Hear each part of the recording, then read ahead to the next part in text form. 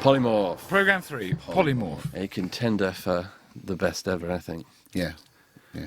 In the fan club convention in Gatwick, Hilton, was it? I can't remember. Yes. Yes.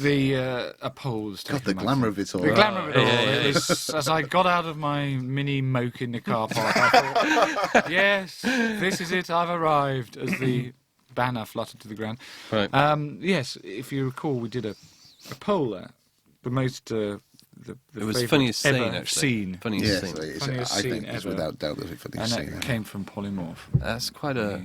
And there's a look attached to that, I think.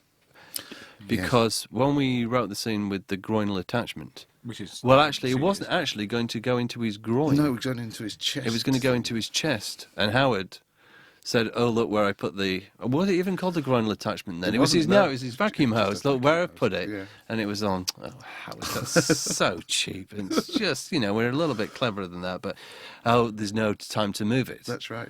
And then we played the scene, and I'd completely forgotten he still had it attached to him, to his groin.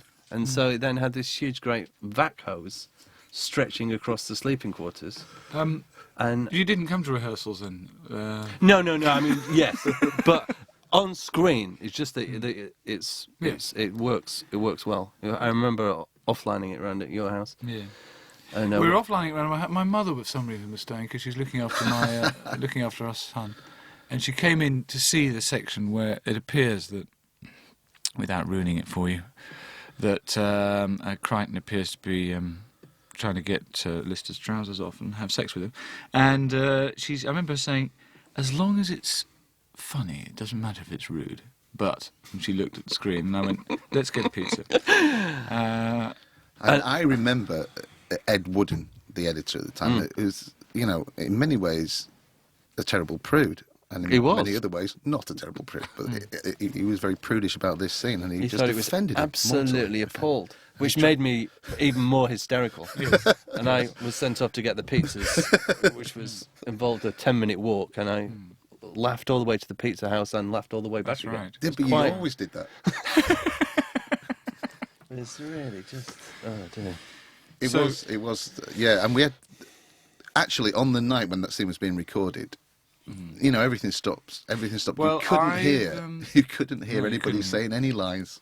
Well, I've directed several hundred shows now, and I've never had a situation with an audience where they'd gone so bananas that you couldn't hear what was going on, you couldn't tell what was happening, the whole thing broke down. So we just fired off shots until they stopped screaming. Chris stood still and just carried on looking angry, bless his heart, for about 20 minutes while all this was happening. He did, what a pro. And there was a lot of good grovelling around and groinal business on the floor. It was an extraordinary scene to shoot. Also, I think that scene involves, one of the greatest props that the series has ever featured, which it was the python. Remember the python? Now, if you look very carefully... You can tell, actually, there are two different pythons in that scene. One is a real python, and another one is...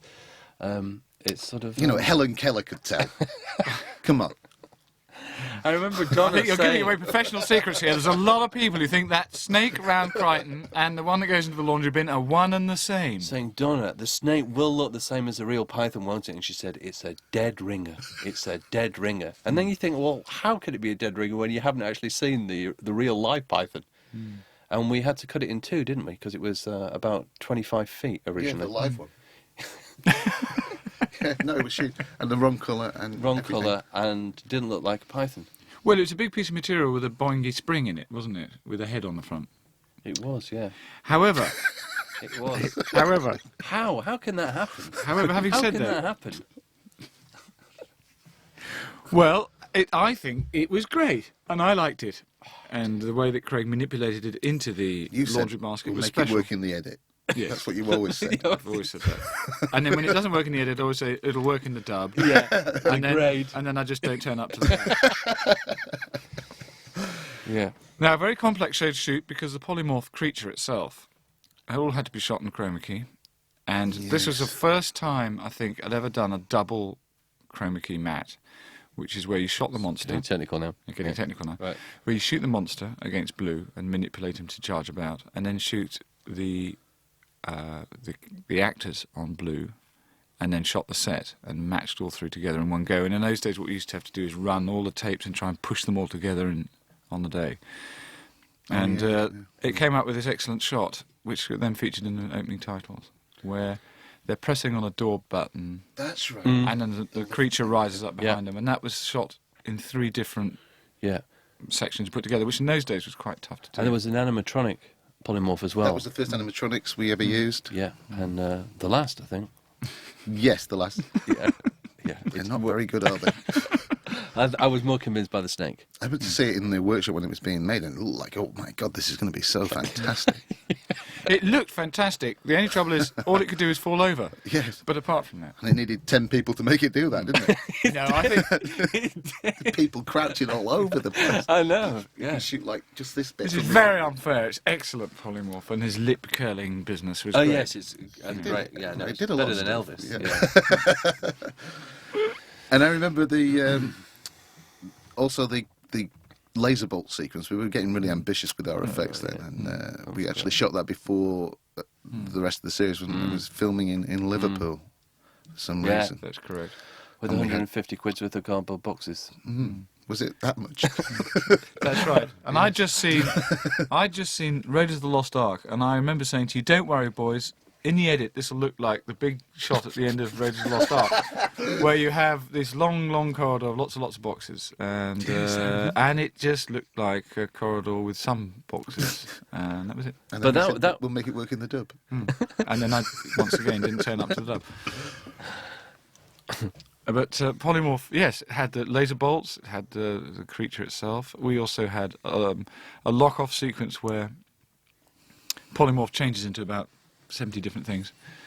And I spent about 4 hours on that, and then about 10 minutes on Kevin, the young polymorph, who had a camera inserted into his mouth and was scuttling around the studio floor. That's right. Yeah. And so there was a lot of sort of experimentation in that show, which sort of worked, I think. Here's a little insight there for anyone who cares to know. The voice of Kevin, the young polymorph, was Mike Agnew, wasn't it? Was it really? Could well have been. Mike Agnew, the could well have been floor manager. That's a good. And also, this particular show features my favourite prop, and still is amongst. I showed it to a 7-year-old. More than the snake. More than the snake, the killer kebab. The killer. Now, hey, now you're that is a talking. very That was special animatronics that worked. Yeah, now That was a killer, special prop. That was And fantastic. for all those people who would like to know how that was done, we did it backwards. Thank you. That's all I can say. Yes, watch that very carefully. Secrets. Yeah. Very serious Yeah, secrets. the way it just sort of curled a bit. But it curled around a bit. Yeah. Yes, it was spectacular. It curled a bit, didn't it?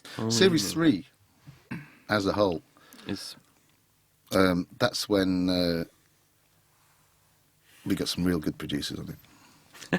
Yeah. For a change. Yes. thinking. Pros.